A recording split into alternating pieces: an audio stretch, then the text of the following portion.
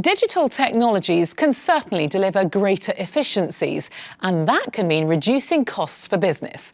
But as industry trailblazers like Atom Bank CEO Mark Mullen warn, going digital should never be all about cost-cutting. A device that was designed to allow two human beings to interact in real time together has been subverted over the years in an effort to try and reduce the number of agents that you have to employ, or basically to reduce costs. And frankly, if you pick up the phone to speak to somebody, the last thing you want is a recorded message. The last thing you want is a menu option that says push button X, Y, or Z for whatever you're looking to solve. You want to speak to another human being. And if that human being actually communicates that they care about you and that they understand what you're doing and are there to help you, it's a moment of truth. If you get it right, it's an accelerant for a brand and a business. If you get it wrong, on the other hand, you're just going to exacerbate the problem. They're only calling you because there's a moment of stress. And if you solve that moment of stress effectively, actually, it gets better for everyone. I think you need to understand which technologies are being used for which reasons. So I'm a great believer in people and in making sure that our people are accessible to our customers. So that if they have a problem with technology, or they feel that somehow or the other they're too remote from what's going on, they can pick up the phone and talk to one of our agents, and they don't push buttons. They're not on a sort of a loop, if you like, an IVR or a press button one for this, that, or the other. It's straight through to the individual who will be able to see what they're doing at that moment in time and answer their problems or questions instantly. You know, you really do need to understand that when somebody wants to speak to another human being, you don't put barriers in the way. You make it as seamless and as quick and as easy as possible to do it.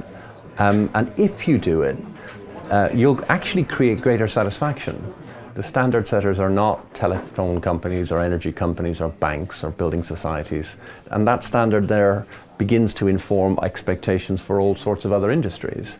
And they have no place to hide in this environment. They really do have to improve. They really do have to upgrade their capabilities. Because if they don't, ultimately they'll get cut out of the customers, if you like, brand relationships. And that's death to a business. Well, you can now, of course, have a video call in real time through your device. So you can put your agent straight in front of the customer, with absolutely no barriers between the two of them. And it's really interesting that we use selfies, for example, to enable customers to log on to our app. And my own father, who's 80, has a real difficulty remembering passwords.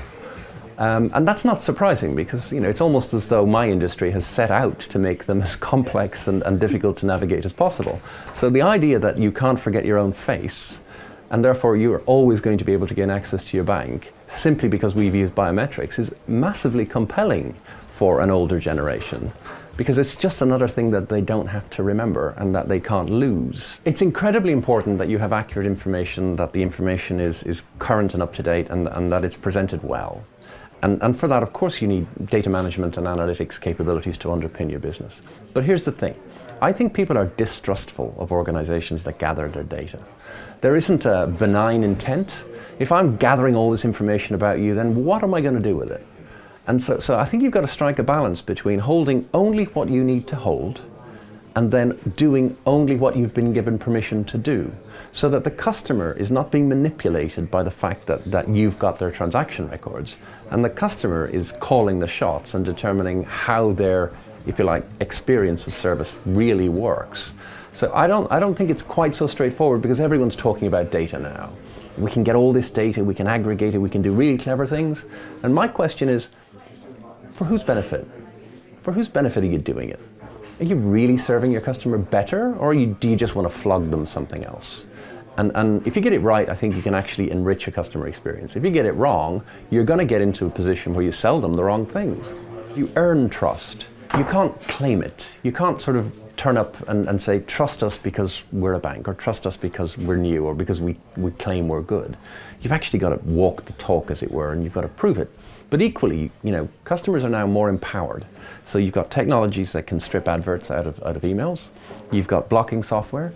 You've got even a standard email server will allow you to categorize things into clutter, into junk mail, automatically delete things, automatically intercept things.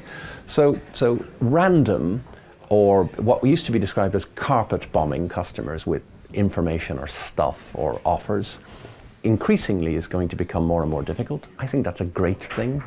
And then customers themselves should be aware that they should delete data, they should refuse permissions, and they should take some accountability for ensuring that they only put in, if you like, the web space, the web sphere, what is essential, and they keep their backyard clean, as it were.